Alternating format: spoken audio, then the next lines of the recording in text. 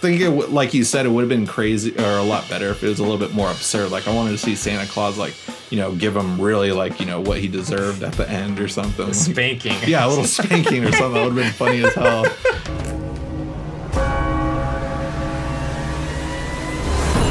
You just lost a big son, Fatman!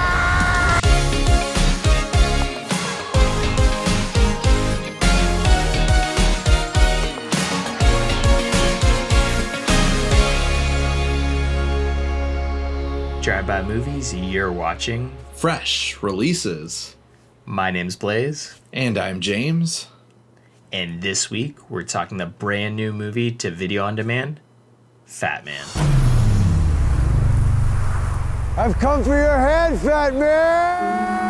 Dashing through the snow in a one-horse open sleigh. You think you're the first? All the fields we Think I got this job because I'm fat and jolly? nothing all the way. Jingle bells, jingle all the way. Oh, what fun it is to ride in a one-horse open sleigh. Oh, come while you sleep. The fat man's got his eye on you, kid. Na na na na na na na na na na na na na na. Batman is not Batman. Fatman is about a rowdy, unorthodox Santa Claus who is fighting to save his declining business. Meanwhile, Billy, a neglected and just terrible 12-year-old, hires a hitman to kill Santa after he receives a lump of coal in his stocking. This is an interesting Christmas premise. Yes, this is a Christmas movie, and it's new to the year. It just came out a week ago. So, Blaze, what are your thoughts on Fatman, starring it's been a while since we've seen Mel Gibson. He was in Dragged Across Concrete since, he's been gone for a while. That's only a big movie I remember he did, but that wasn't really a big movie. It's still an indie movie, and this is another indie movie that's still, like, grabbing some headlines, but it's still very low-key. But what do you think? Yeah, this is definitely a more low-key, kind of gritty indie movie. I definitely have to agree with kind of what you mentioned, Dragged Across Concrete. I felt like this movie was really trying to capture that whole vibe that Dragged Across Concrete had, and like kind of just utilized Mel Gibson's kind of like rough and tough character from that film and just, hey, what if that guy was Santa Claus? And that's kind of what you get in this movie. I mean, they don't really call him Santa as much. It's more Kris Kringle. The film tries to be pretty edgy, but at the end of the day, it really does just feel like when somebody tells me that Die Hard's their favorite Christmas movie, I just felt like they would enjoy this movie as well, which I didn't mind the movie. I thought it was a fun ride. Like, it was enjoyable. I didn't think it was like bad. There wasn't much there. It was just like, what if Santa was edgy? Yeah. I felt like.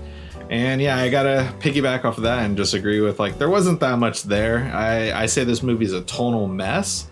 There is some fun moments and stuff. And when describing this movie to my coworker today, this sounds like an amazing movie. I really want to check it out and stuff. I'm like, no. It's honestly not worth it. It's not worth the time and stuff. Like, it's just like, it can't figure out what it wants to be. And like, this movie was produced by David Gordon Green and Danny McBride, which I was surprised to hear about. But honestly, the reason why, I think, was because of just how stoked they were on the premise of this movie. This is a dope sounding premise, but just like, it's just a mess with, like, I can't really figure it out. I know it's supposed to be black comedy, but just sometimes it's just way too dark or like just way too over the top for me. There were some funny jokes and stuff, but just, it felt like a sci-fi original movie trying to act like, oh, we're going like higher end, like smart stuff or something. Like, yeah, like, I don't know if it's just like, I don't know if it's the Nelms brothers. They wrote this movie 10 years ago, and I'm sorry that it took them so long to get this movie made, because it is an interesting idea, but I think that it was just off and stuff, and this, like, just something just didn't sit right with me, and it just didn't work for me overall.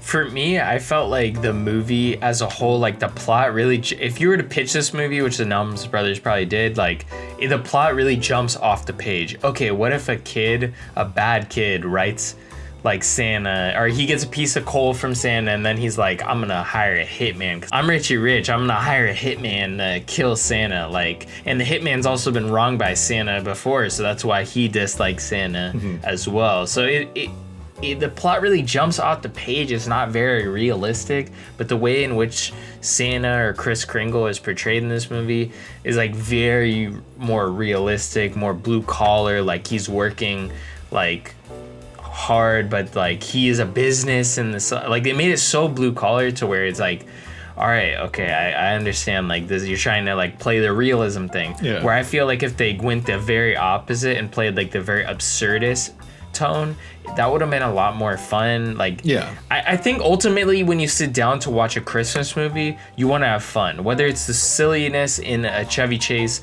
National Lampoon's Christmas Vacation or the outlandishness of Macaulay Culkin taking down some robbers. If they went that route like Home Alone did, because like Home Alone, it tries to act like, I mean, a lot of people do probably think Home Alone's like realistic, but there's no freaking way. It's like so absurdist.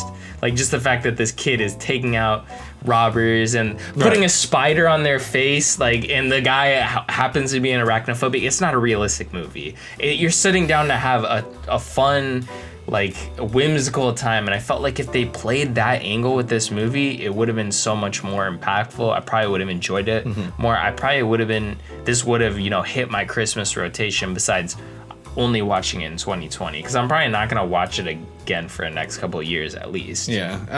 I mean, I don't really feel the need to revisit this movie. Like, it was like fun and stuff. I think one of the better Christmas movies that we've gotten in recent years. I mean, of course, everyone's gonna say like Krampus and stuff, but I really did enjoy Better Watch Out. I haven't felt the need to revisit it after my first time watching it, but that was also like kind of tonally like more what I would have loved to have seen out of Fatman, because the trailer makes this movie look so over the top, like balls to the wall, absolute batshit crazy. And this one, but it doesn't ever really feel that way.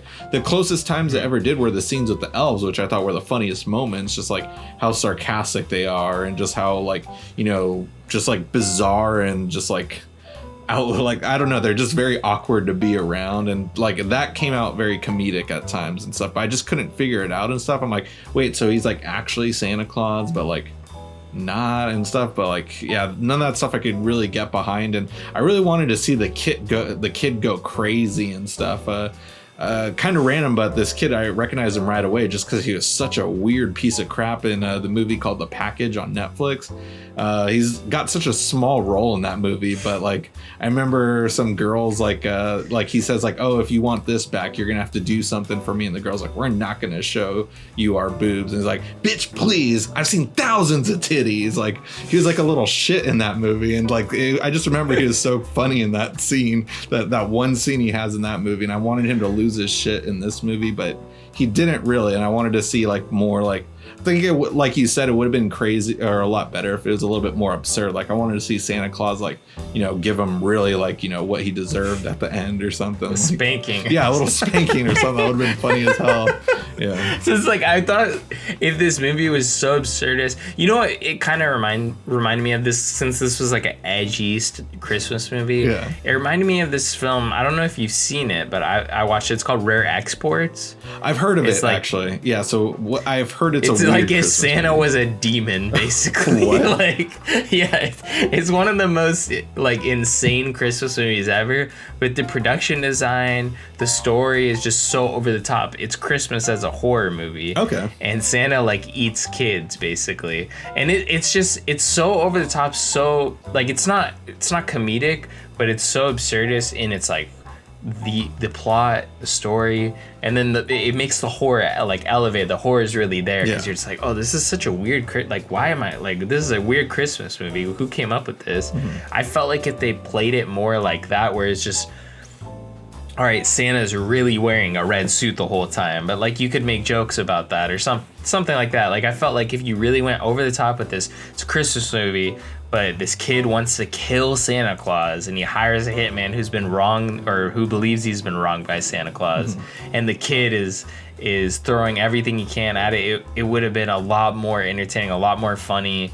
Maybe they weren't really going for the comedy in this movie as much because it wasn't that comedic. Yeah. But it definitely, the plot in itself is like funny. If you were to just read those words on a page, you're like, oh, that's actually a rich kid hiring a hitman to kill Santa Claus. That is insane. Right. Because Santa Claus is not real already. So let's just not try and go the realistic route with Santa Claus. Yeah. Speaking of the assassin who got wronged, Walton Goggins, like I really thought he was underutilized within this movie. I think he's just one of my favorite actors working right now, and not because of Ant-Man and the Wasp or whatever future Marvel movies he's in, but I love The Hateful Eight. I know that that's not one of Quentin Tarantino's most popular movies, but man, he holds that movie together. And I really enjoyed Vice Principals also. And again, that was also because of his character and just how flat out evil and bizarre and over the top he is. And I really liked the idea of him in this, and like he does have some interesting motivation within this movie, like you're bringing up, but I wanted to see him just go like, absolutely absurdly crazy throughout this movie, and we don't get that. And also, like, whoever did like the gun training in this movie and stuff, like they definitely didn't practice with Walton Goggins. I remember there's like a training seminar where he beats a record and he's like, I'm gonna do it again. I'm like, whoa, he did not look like he was comfortable doing that and stuff. They definitely didn't put him through Keanu Reeves school for John Wick. Yeah. I love you, Walton, if you're watching this, but yeah, you didn't look like you knew what you were doing in that scene. Keanu Reeves. Yeah. Oh, it kind of reminds me though that you said that this was produced by David Gordon Green and company, and like so is Vice Principals, but like I felt like Vice Principals has the vibe that I wanted this movie to have. Yes, like 100%. I feel like that's what they're missing. The plot, the way they kind of started to play the movie feels like Vice Principals, the whole plot, but like they're still going for a realism aspect, but they really drop off different elements or try and get a little bit more serious in other elements that they don't really solidify one singular tone. Like you were saying earlier, that the film's somewhat of a tonal mess because they didn't solidify what exactly it wanted to be, whether it wanted to be this gritty action movie, a dark comedy. It's just kind of too many things at once, but not really one thing at all. Yeah, like I would say it feels more like an action movie.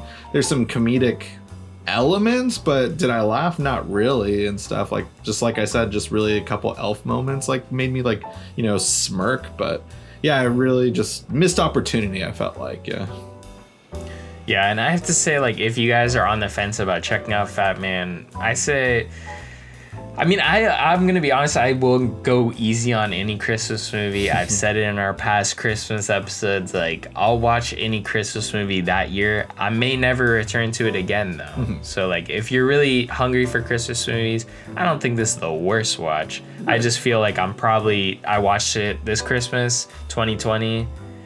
I don't think I'm gonna remember 2020 like in the rest of my life, so I'm probably not gonna watch it again for that reason. Right.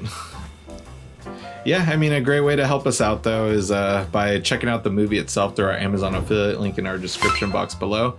I say do that. Like, check it out. Maybe wait for streaming. But if you really want to watch it, like, that'll help support us. So do that.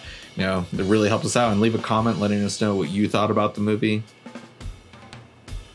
And if you haven't already, guys, go ahead, smash that like button, hit the subscribe button, and click that notification bell to get all of our latest updates. Also, if you can't get enough of Drive-By Movies, we're on Instagram, Twitter, and TikTok. Check out our links below. That's going to conclude this week's episode of Fresh Releases. Tune in next week for a brand new video.